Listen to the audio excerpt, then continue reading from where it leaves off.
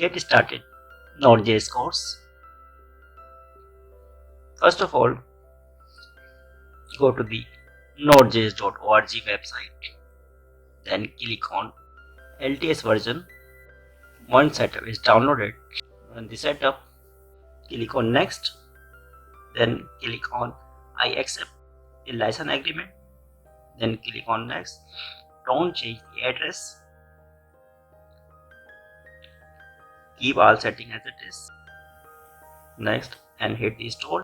Installation process can take some time.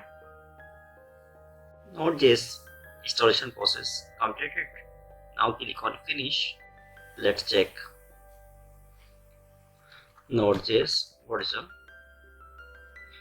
We can see here Node.js installed successfully. Also we can check on command line Node.js version. I hope you like this video. Until next video, goodbye.